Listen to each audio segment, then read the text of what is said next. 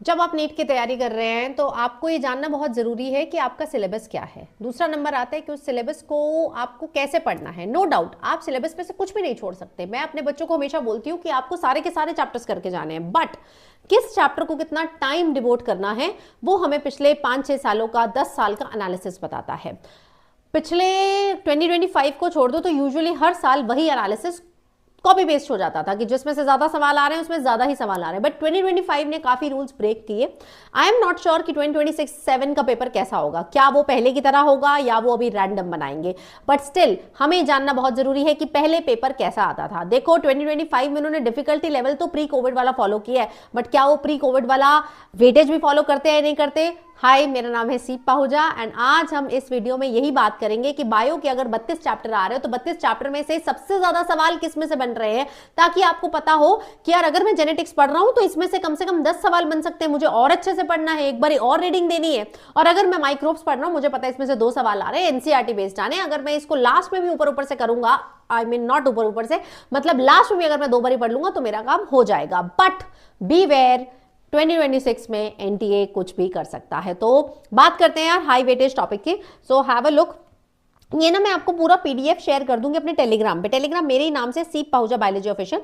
तो देखिए यहाँ पे मैंने 11th एंड देन 12th के चैप्टर लिखे हैं। लिविंग वर्ल्ड में से अगर आप देखेंगे 2025 में तो कोई सवाल नहीं आया था, 2024 में भी कोई सवाल नहीं आया, इतने सालों से कोई सवाल नहीं आया, अगर आता है तो 1 या 2 ही आता है। ठीक है, बायोलॉजिकल क्लासिफिकेशन बहुत बड़ा चैप्टर है, 1 सवाल 2 सवाल, एक बार तो 0 सवाल 2 सवाल, पढ़ना है अच्छे से।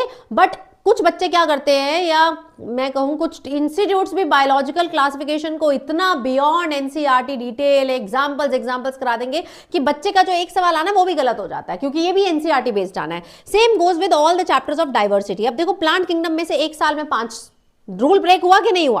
रूल ब्रेक हुआ, जनरली 3 आते थे, यहां पर 5 सवाल आए। एनिमल किंगडम अभी भी सेम पे चल रहा है, 4 2 3 4। ठीक है, नेक्स्ट मॉर्फोलॉजी देखिए, 3 से 4 सवाल यूजुअली इसके पूछे जाते हैं।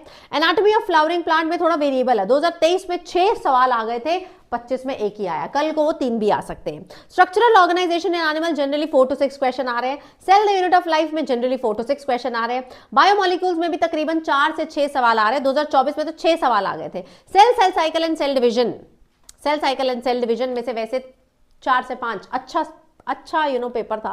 मुझे 2025 में उम्मीद नहीं हुई कि यार इसमें सिर्फ 1 क्वेश्चन डाला, क्योंकि एक समय में वो 6 भी डालते थे, 5 भी डालते थे। मुझे अभी भी लगता है कि अगर मैं एग्जामिनर हूं तो मैं इसमें से कम 4 सवाल तो डाल ही सकती हूँ। देन फोटोसिंथेसिस काफी बड़ा चैप्टर है, 2 से 3 सवाल। रेस्पिरेशन इन प्लांट अगेन 2 से 3 सवाल। प्लांट ग्रोथ 2 से 3 सवाल यहां से पूछे जाएंगे। Then comes the human physiology